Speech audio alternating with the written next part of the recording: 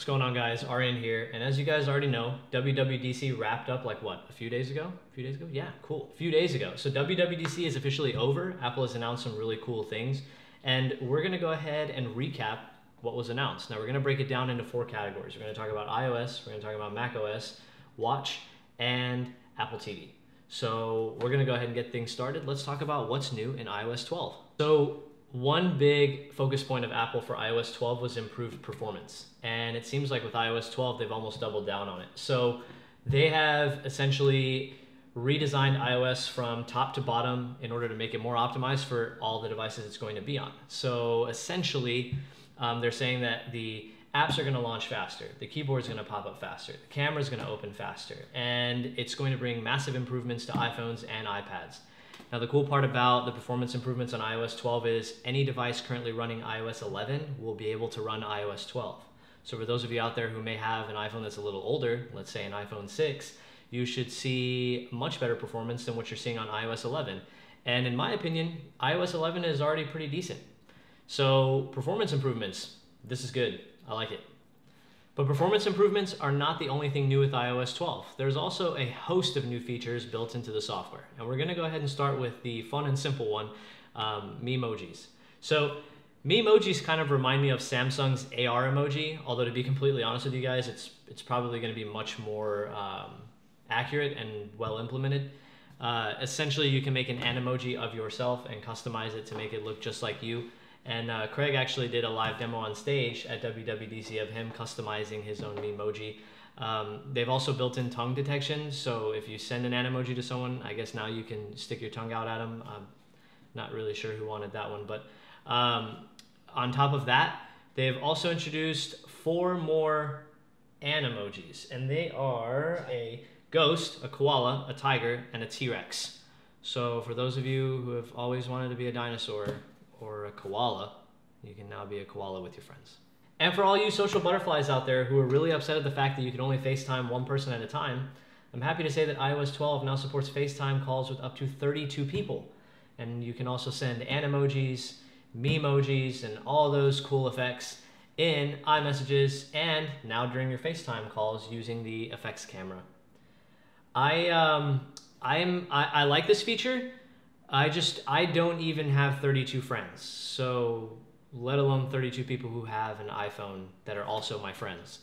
So I'm not sure who I would actually group FaceTime call with. But if any of you guys want to FaceTime, leave a comment.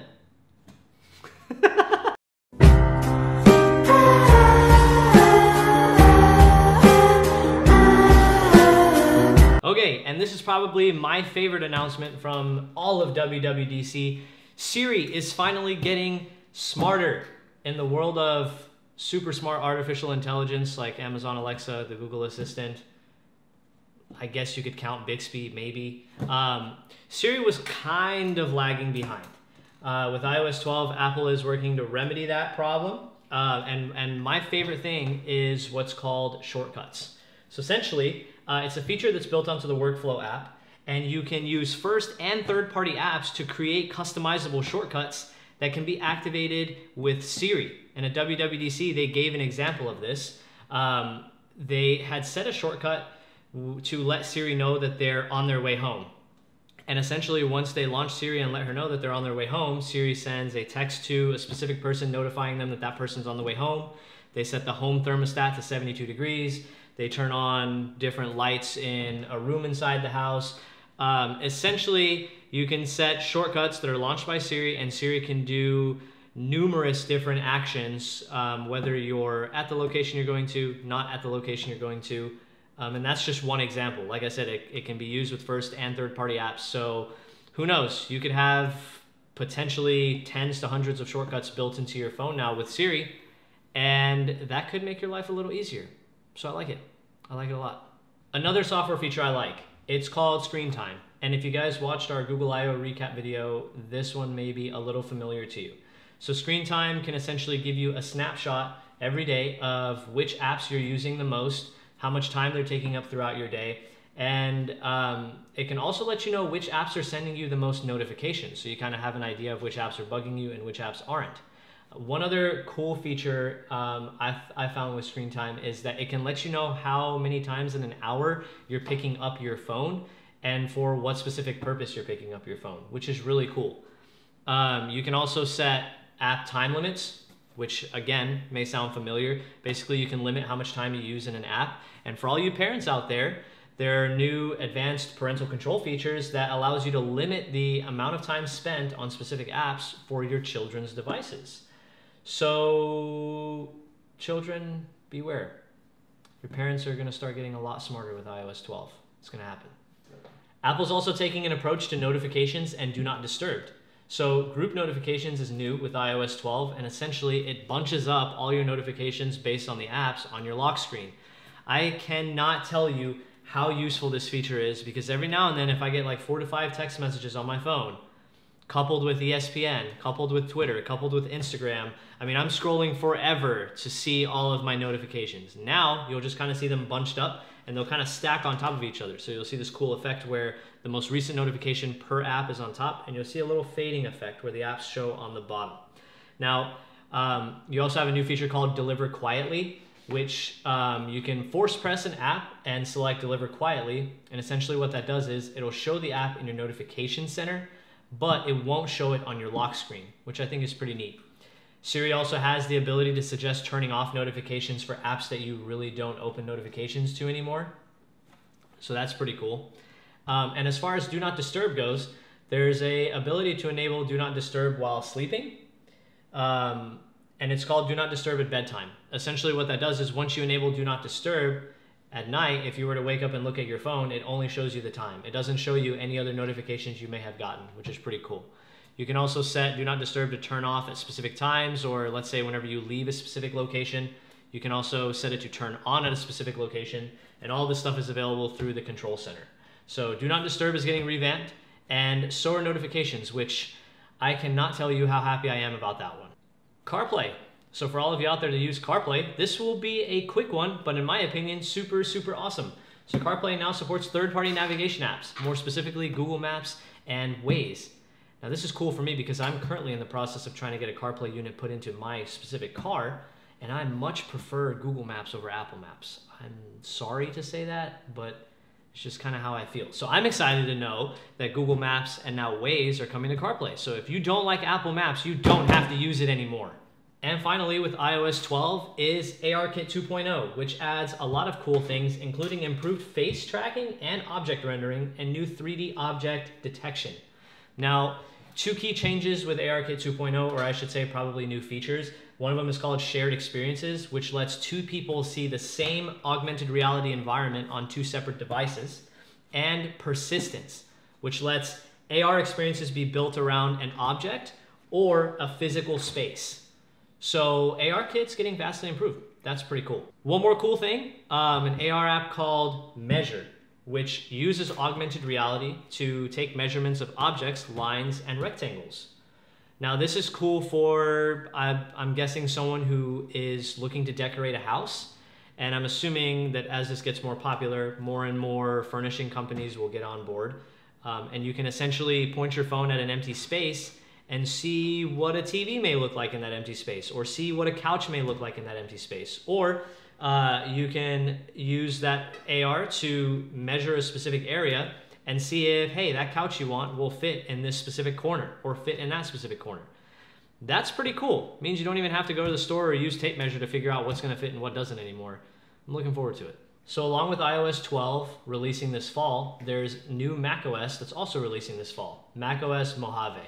And there were 5 really cool features that really stood out to me during WWDC, and we're gonna go ahead and recap those 5 features. Number 1, dark mode. So Mac is officially getting a legitimate dark mode thanks to Apple. So you can enable this in your system preferences, and it affects everything on your Mac, from your settings to Apple's own first-party apps to even third-party apps. And one more cool thing, it even affects Apple's native coding software, Xcode. So people out there who code a lot, you can code in dark, which should be a lot easier on your eyes. My only question is, Apple, where's dark mode for iOS? Hello, can we get one of those? Please? Please? Are you tired of having a super unorganized desktop? Does it take you 5 minutes to find your resume, even though the resume file is on your desktop staring at you right in the face? Well, Apple has a solution for you, and it's called Stacks. So Stacks essentially takes everything that you have on your desktop and puts them into small little batches on the right side of your screen. It's really neat. They showed this at WWDC on stage, and it organized documents, screenshots, files, PDFs, presentations, and it all puts them on the right side in large stacks. So for those of you out there who just cannot get that desktop organized, you finally can. And the cool thing is Stacks will organize your files by date, type, and even tags. So after Mojave comes out, there's no excuse for any of you to have a messy desktop anymore. Don't let me find you. So macOS Mojave also brings better screenshot tools. There's now a new screen grabbing menu with recording tools like a countdown delay timer, the ability to show or hide the cursor in the shot, and ways to quickly and more efficiently share all your screenshots. There's even new and improved ways to organize everything as well. Another feature that I like is markup is now coming to the Mac. So all the cool little markup tools you can use on your iPhone are now going to be available on your Mac. So we're all familiar with the concept of continuity, right? Where you can be working on something with your Mac and then you can pick it up on your iPhone or iPad. Well, with Mojave, Apple's taken it a step further and introduced continuity camera. So let's say you're working on a document on your Mac and you want to include a picture in that document. Whenever you go to add a picture, it actually doesn't open up the camera on your Mac, it opens up the camera on your iPhone, which allows you to take, in most respects, a much better shot. They actually showed a live example of this, like they did with a lot of things at WWDC, and Craig was in a presentation, a keynote presentation, and there was a picture of an astronaut, and where the head goes in the helmet, it was actually empty. So Craig went to add a picture, and whenever he added a picture to it, it popped up on his iPhone, and he took a selfie on his iPhone, and then as soon as he took that picture, it popped up right on his keynote presentation on his Mac. So this is awesome, and it's not just limited to keynote presentations. You can use it in a variety of Apple apps that come on your Mac. So that's pretty freaking cool. And number 5 is privacy. So Apple is a company that has always prided themselves on the privacy that you get whenever you use their devices. And with macOS Mojave, they have implemented an additional layer of privacy. So first and foremost, thanks to certain companies, Facebook, apps must get your permission before they can access your camera or your microphone. So you don't have to worry about any peeping eyes or any listening ears, which is really cool. And there's also something new called Apple's Intelligent Tracking Prevention System, which essentially shuts down different websites or links that use cookies to track you without your knowledge, which will prevent things like, let's say you go to a website and you're looking at shoes, or let's say you go to Amazon and you're looking at shoes, right? You go to visit another website and there's always like a link or a banner, some sort of advertisement on the top or the bottom of the web page. And you'll see the same shoes that you were looking at. That's because that website that you were previously on tracks your information, whether or not you want them to, and they use it to display on other websites to keep you interested in whatever you're doing. So with macOS Mojave, you'll actually see a pop-up on websites or links with this, and you can either allow it or deny it. So websites can no longer track you or the information that you're interested in, which is really, really cool. And it's all built into Safari, so even better. So that just about does it for macOS Mojave. There are some other cool features that Apple threw in there. In my opinion, those were the 5 best ones, or at least the 5 coolest ones. We're gonna go ahead and move on to Watch. More specifically, watchOS 5 and the cool features it brings to an Apple Watch near you, unless you have Series 0. In that case, you're kind of out of luck. So let's start with health and fitness features. You now have the ability to challenge your friends that have an Apple Watch to different workout activities over the course of a week max. There will be improved workout activities for yoga and hiking. Runners also see improved benefits from tracking features as well.